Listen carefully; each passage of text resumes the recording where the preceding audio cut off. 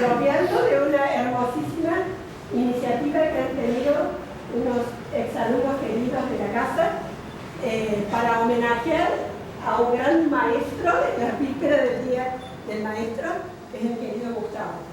Y los chicos han descubierto una nueva especie y con sentido, homenaje y justicia le han puesto el nombre de Gustavo. Y los hijos que llevan con orgullo el apellido de su papá se han apropiado también de esta ranita y dicen que es para ellos, no es para otros. O sea que hay una disputa familiar de quién es el Aroy. Pero bueno, acá estamos en el medio metidos para compartir esta gran emoción, Gustavo, vuelvo a decir, de este sentido homenaje. Muchas gracias. Lo presentamos a Mauricio y Laura está por ahí escondida, no sé dónde anda, acá, que son los autores, y Marco, que también se me escondió. Aquí todos exalumnos de grado, de posgrado y casa. Bueno, adelante, Mauricio.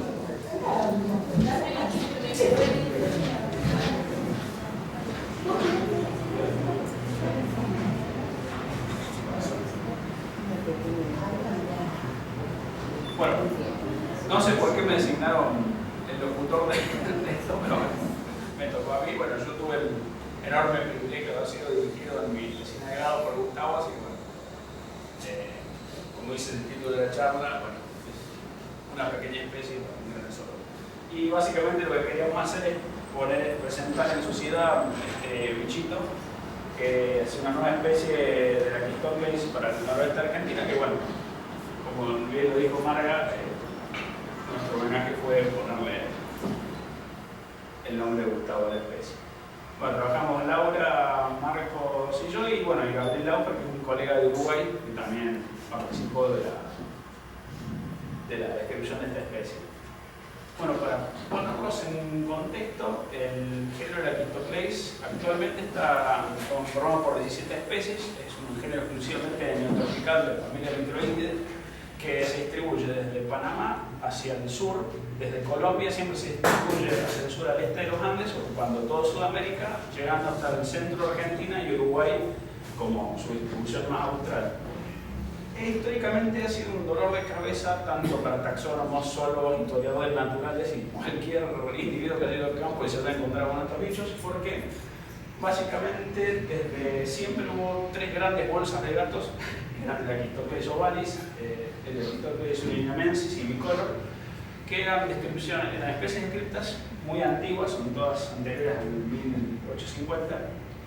Eran muy generales, básicamente, por ejemplo, en el Quistocles bicolor está descrita como un sapo oval con la panza clara y el dorso oscuro. O sea, cualquier cosa que uno encontrara cae dentro. Aparte, no tiene localidad tipo, es decir, no se sabe dónde se encontró, salvo que se encontró en Sudamérica, y no tiene un ejemplar referencia, así que cualquier cosa que uno encontrara no la tenía que contrastar. Entonces, para evitarse los problemas durante casi 2 siglos, los biólogos, todo lo que encontraran que estuviera al sur y fuera de los colores era bicolor, todo lo que encontraran de panza negra que estuviera en el Surinam, en el norte era surinamensis, y lo que estaba en el intermedio era ovalis. Entonces, bueno, fue durante años 3 grandes bolsas de gatos. Y otra complicación enorme para trabajar con este género es que los caracteres que generalmente uno usa para distinguir morfológicamente dos especies, estos bichos los carecen completamente, es decir, no tienen tubérculos en las palmas de las manos que difieran, no tienen crestas cefálicas, como sean las pieles, o sea, y todos tienen el mismo tamaño y el patrón corporal es muy conservativo entre las especies. Entonces, es básicamente un dolor de cabeza que evitó que durante mucho tiempo la gente se dedicara a trabajar con estas especies. Pero ya desde hace muchos años se venían discutiendo esto de que, sobre todo el Quistocles bicolor, era un complejo de especies que había que empezar a separar, digamos. Bueno, nosotros en el año 2010 empezamos a encontrar que es parte de la tesis doctoral de Laura, el cambio en el uso de la tierra y el impacto que tiene sobre comunidades de anfibios en una de las regiones que es la Algarrobal, es muy cerca de Jujuy, 6 kilómetros hacia el este de Jujuy, en una zona que es urbanizada, básicamente donde empezamos a encontrar los primeros ejemplares, una cancha de pato, o sea, un pastizal, y cuando empezamos a ver los primeros ejemplares ya nos sonaban a que no se veían igual a las Quistocles de acá del sur de Córdoba, por ejemplo, y de las que están en Misiones. Entonces, bueno, con nuestros rudimentarios conocimientos de taxonomía empezamos a recopilar información para lo que nosotros en ese momento queríamos que era algo nuevo. Bueno, para la descripción de una especie, sobre todo para designarla, se utilizan medidas morfométricas clásicas que todo está estandarizado y proporciones de estas medidas, tanto para los adultos como para los renacuajos. Una cuestión fundamental es escribir el canto de anuncio, porque cuando tenemos especies que son muy similares morfológicamente, el canto de anuncio, sobre todo en amplios ángulos, es una herramienta muy fuerte y interesante para poder separar entre especies que se ven similares. Pero lamentablemente en más de la mitad de las especies de la Quistocles de los 17 está descrito el canto. Entonces, si bien es una herramienta taxonómica de utilidad, uno tiene poco para que contrastar. Y bueno, también caracteres morfológicos internos como los tengo aquí. Bueno, la especie en sí, vamos a hablar un poco de ella, básicamente es igual que todas las de la Quistocles, es una rana de conforma oval, achatada, extremidades cortas y rechonchas, y la piel lisa. Es decir, esta descripción le cabe a todas las de la Quistocles de las 17 especies. Y es relativamente pequeña, no supera los 3 centímetros y no hay un dimorfismo sexual entre machos y hembras, son más o menos del mismo tamaño. Pero bueno, ¿por qué nosotros creemos que es distinto y qué la distingue de las otras de las Quistocles? Es principalmente su patrón de coloración, que cuando están en vida es mucho más notable. Cuando se fijan en la colección de museos se pierden un poco estos caracteres, pero son más fáciles de observar cuando están vivos los ejemplares. Y las particularidades son: tiene una línea clara amarilla bien definida que va desde la cloaca hasta la zona interocular, en la mayoría de los ejemplares hasta la punta del hocico. Además tiene un patrón, digamos, el dorso es marrón oscuro, pero tiene un patrón de manchas más oscuras que forman un patrón simétrico para vertebral, que nosotros se nos ocurrió lo más parecido a eso era un arbolito de Navidad, se pusimos con forma de pino. Y la coloración ventral amarilla y dorsal oscura no está bien definida, sino que es como un degradé entre las dos coloraciones. Otra característica que es importante para distinguir a las otras especies es que tienen una línea que recorre la parte anterior de los muslos y pantorrillas, que es bien definida, parece dibujada. Bueno, y acá vemos un poquito mejor lo que nosotros le llamamos el sello del pino. Bueno, como les dije, una cuestión importante para contar, sobre todo para las próximas imágenes que trabaje con todo el género, es poner el canto de anuncio.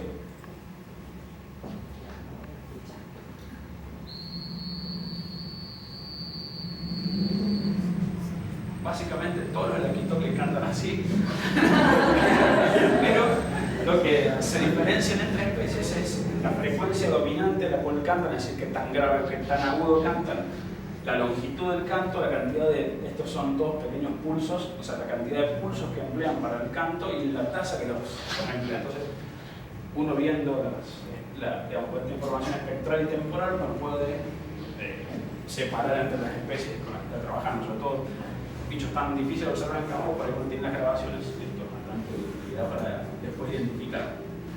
Bueno, describimos las larvas, si bien la mitad de las especies tienen descrito el canto, solamente los 17, 6 tienen descrita la larva y básicamente todas las larvas son iguales. Son básicamente arvejas con cola, son unas lentejitas. Digamos, generalmente los anfibios tienen picos córneos, las larvas anfibios tienen unos picos córneos y unas desticulaciones córneas que sirven, esa disposición sirve para separar entre especies. ¿Qué pasa con el Quistocles? No tienen estas estructuras y solamente tienen un par de solapas tegumentarias sobre la boca y, por ejemplo, la especie que tenemos nosotros se diferencia de la Quistocles, o lo que se conoce como la Quistocles bicolor, porque tiene el borde de estas solapas, tienen forma de papilas y son lisas en la otra especie. Pero después también son de poco valor taxonómico las larvas porque son parecidas. Bueno, y también hicimos la descripción de la anatomía interna, que no me voy a ir por la parte. Bueno, este fue el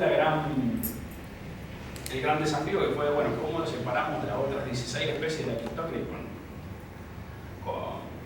estos caracteres que son pocos, pero bueno, para otros importantes. Y esto es una guía práctica de campo para cualquiera que vaya al campo. Si uno agarra una Lepistocles, lo primero que hay que hacer es dar la vuelta.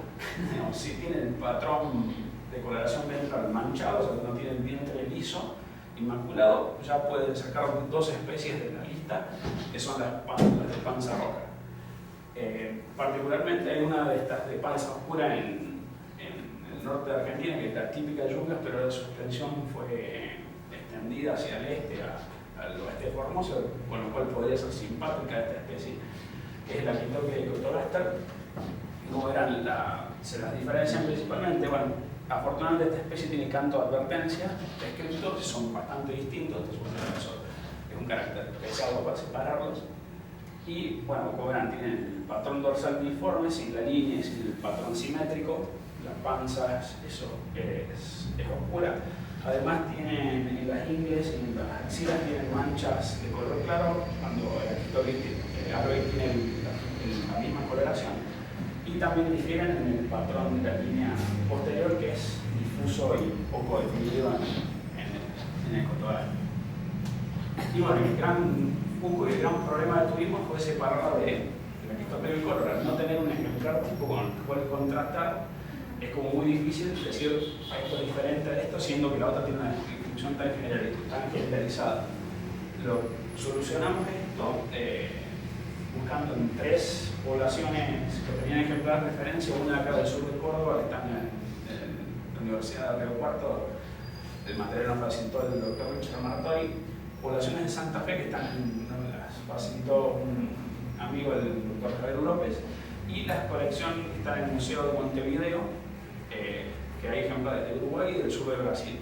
Lo que tratamos de ver es que todos estos caracteres que nosotros citamos como importantes fueran constantes en estas tres poblaciones, cosa de decir, bueno, por lo menos distinto de estas poblaciones, no sé si de toda la especie, pero las poblaciones reconocidas como bicolor son distintas. Y bueno, podrán de vueltas. Lamentablemente no hay canto de bicolor escrito, si bien es una especie muy extendida, no está escrito formalmente, entonces bueno, eso sería una herramienta pesada para separarlo mejor, pero bueno, no disponíamos de eso, pero morfológicamente podemos decir que igual no presentan este patrón, el dorso liso sin este patrón dorsal.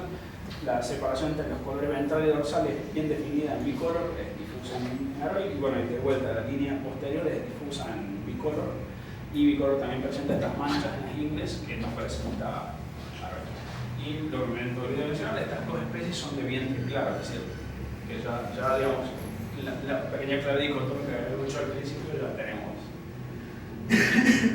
ya digamos, estas caerían juntas.